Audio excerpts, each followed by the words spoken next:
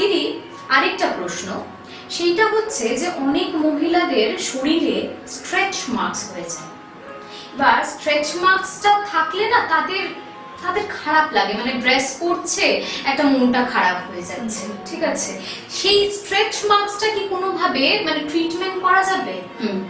করা যাবে, একদম। কিভাবে সেটা সম্ভব? স্টেজ মার্ক এমন নয় যে আজকে এলো 15 দিনের মধ্যে ঠিক হয়ে গেল বা 1 মাসের মধ্যে ঠিক হয়ে গেল, সেটা নয়। অবশ্যই সময় লাগে, কারণ হচ্ছে স্টেজ মার্ক নিজের সেল তৈরি করে আস্তে আস্তে ভরাট হয়, আর তার জন্য আমরা যে ট্রিটমেন্টটা করি সময় সাপেক্ষ। কারণ একটা আমরা বারবারই বলি, অনেকে বলে 1 মাসের মধ্যে ঠিক হয়ে যাবে, তো 2 মাসের মধ্যে ঠিক হয়ে যাবে, তো কখনোই না। স্টেজ মার্ক একটু ডিপ থাকে, তো ন্যাচারালি তার সেশন লাগে, সেটা 7টা 8টা 10টা 12টা এরকম সেশন লাগে।